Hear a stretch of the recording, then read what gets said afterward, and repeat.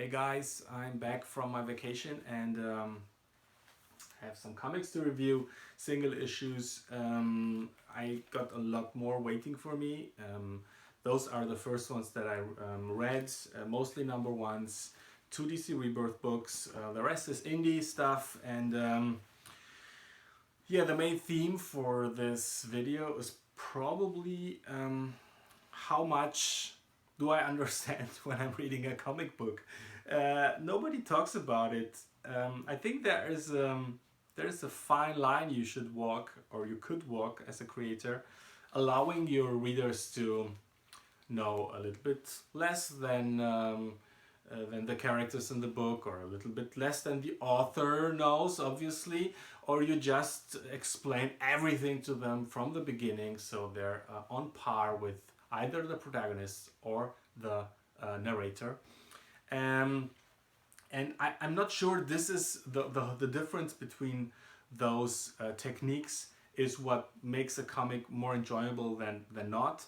But I found that some I don't get and I'm still enjoying, and some I don't get and I find it frustrating. One of those is Paper Girls, and I can't, it's number 9.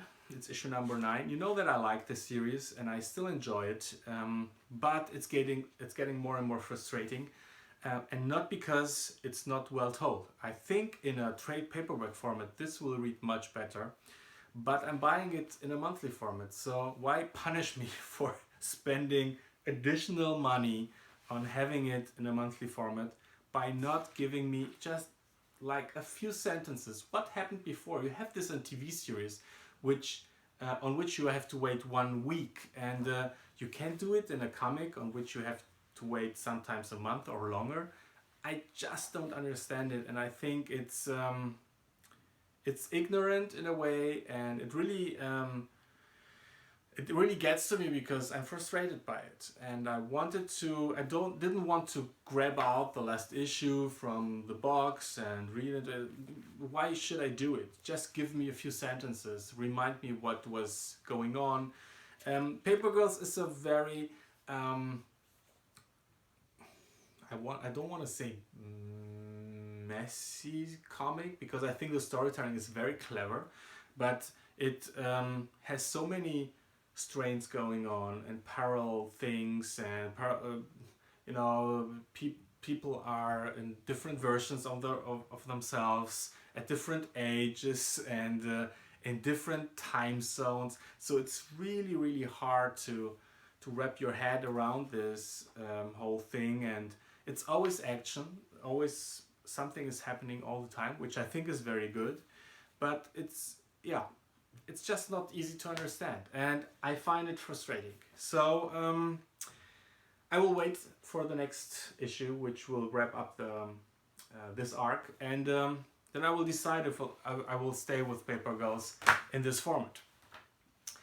Rise of the Black Flame number 1. It's the first chapter of a miniseries. You probably are fans of Hellboy and BPRD, or you're not. If you're not, I can't recommend it. It's just too it relies too much on knowing what is going on in the Minolaverse, and I was reading the letters, the fan letters in the back, and it's all people who already read it and they couldn't wait for the miniseries to come out. But I was like, yeah, but what about the people who are not versed in it? I mean, why don't you just make it part of the regular monthly series? If you release it as a miniseries, shouldn't it be like accessible for new readers? And I don't say it's completely hermetic. You can enjoy it. You can especially enjoy the art, which is really great, and the coloring by Dave Stewart, who I really enjoy. I think he's a great colorist. But yeah, it's not much is happening. A lot of explanations without telling you really anything worthwhile. At least that's my very harsh critique of it. Deathstroke, on the other hand, by Christopher Priest, Larry Hama, who's doing the breakdowns. I don't know what this actually means, that he plans the page or whatever. I was a bit irritated by that. I think especially the story beats and the way the page is arranged is a very, very specific thing with Christopher Priest. He has a special way of doing it. You can see it here. You probably know it if you have read some of his comics, Quantum and Woody or Black Panther. He has really a knack for this story beats. He really delivers on that level. And the story is complex. I can't say that I completely got it, but I think I'm getting into it, and I totally trust the author that he will bring me there, because it's just so well written. The dialogues, the pacing, it's very, very good. I would say it's the best thing that came out of the DC Rebirth. So please check it out. Next up is Cyborg #1. Wrong, it's Cyborg Rebirth, the transitional one-shot, which was nice, I think, was okay, capably written. The author, Mr. Semper, Peter Semper, I don't know, John Semper, JR, is a TV writer. So if this was his first comic, I would say, wow, he really gets how to write comics, but it wasn't something very special. It's an origin story, so if you have never read a Cyborg comic like me, I never read Cyborg before, it's a nice entry point, but it's just not a story that I was very hooked by. So yeah, I'm out. Doom Patrol #1. This was the reason that right after landing yesterday in the afternoon, right after landing, I was heading for my comic shop, straight to my comic shop, and wanted to read this, the new Doom Patrol by DC's Young Animal, the Gerard Way imprint at DC, or probably more like DC Vertigo. They're trying to redo the early Vertigo, where they took forgotten heroes or forgotten concepts, still remaining in the shared universe, but doing them in a different and innovative way. And this is what Gerard Way is doing. But since we have read Doom Patrol by Grant Morrison in the 90s, or those who did will recognize that Mr. Way is trying, I don't want to say too hard, because I think it's well written, but I'm not sure he can land the whole thing. Just because I don't know him as an author, and I have to trust him, because right now it's very chaotic. A lot of different parallel little strings that get kicked off, and it's funny, it's cool, it's very well written, very well penciled by Nick Darrington, and the coloring is also great. So yeah, we will have to see if this turns out to be something really good. I'm a bit torn, but I will stay with it because I like the cover. Alright, next up is Eclipse, a new series by Top Cow / Image Comics. I think the cover would be nice in this way. Like this, I get what they're trying to tell you, but I don't think you're getting the message. This for me looks like a zombie or a monster, and it's exactly not. This is the only thing that I will say. It's exactly not a monster. It's something different. It's a burnt out hand. It's an interesting setup. We're in a future where through a cosmic event, the sun has become really dangerous, deadly even for humans. And yeah, when it comes out, they have to disappear in the underground and be protected from the sunlight. And yeah, this world is being set up. We get to know the main character, who's a guy working in this special suit, even when the sun is out, doing stuff for the city. And then weird stuff begins to happen. I don't want to spoil anything for you. I just want to show you a little bit of the art, which I think is very, very good. It's by Giovanni Timpano. Eclipse is written by Zach Kaplan. Both guys complete unknowns to me. So I didn't know what to expect, and I was totally surprised by how well put together this book is. I think it's definitely the strongest image #1 this month, and I will stick with it. Please check it out, it's really cool. Glitterbomb, another #1 from Image. So if Eclipse was the best one, this can't be the best one. I'm not sure everyone will agree with me, because it's a very capably done comic. I really like the art by a newcomer. What's his name? Jibril Morissette Fan. It's his first major gig, and he's doing a great job. He's good with showing emotions. He's good with the composition of a page and the mood. I think you can see it here. Jim Zap is by now well known. Skull Kickers. He's doing a lot of work for hire stuff for IDW and Marvel, and yeah, it's well written. It's really well done. Probably just not my favorite genre.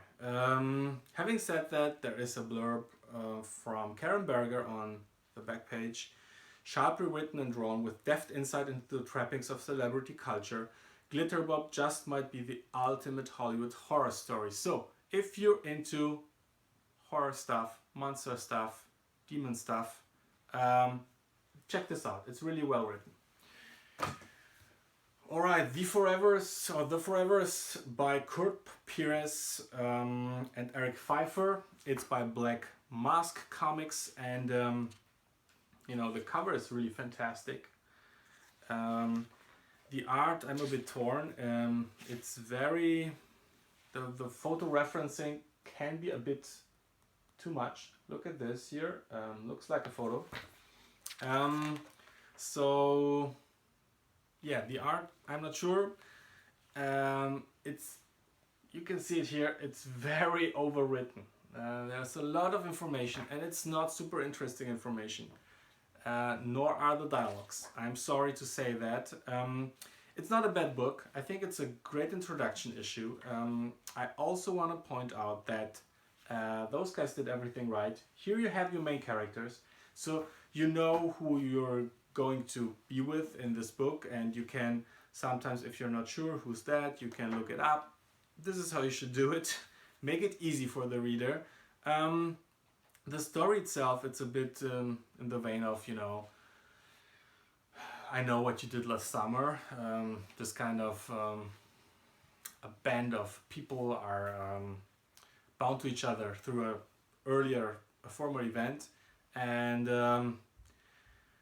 yeah, it's a bit cliche, I will say that.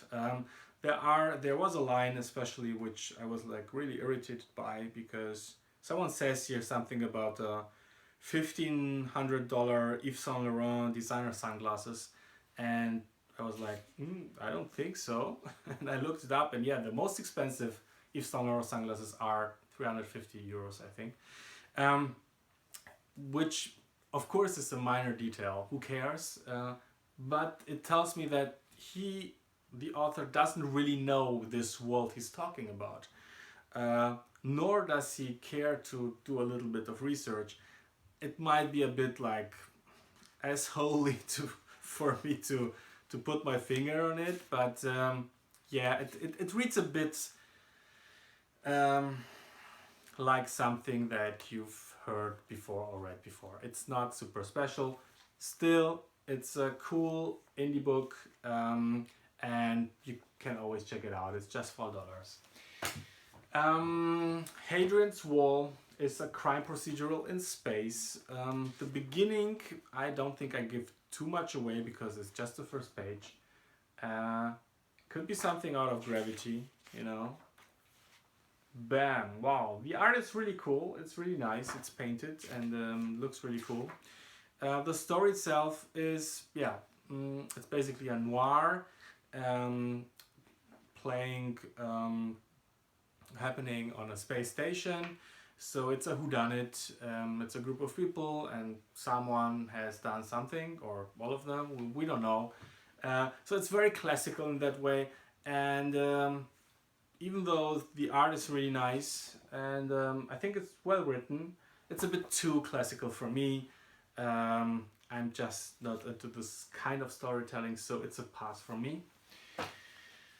Alright, The Black Monday Murders, number 2. Jonathan Hickman's new book is really good, also really complex, you know, a lot of science, a lot of characters, the cast is really big, but the art is fantastic, and yeah, this man can write, what can I say?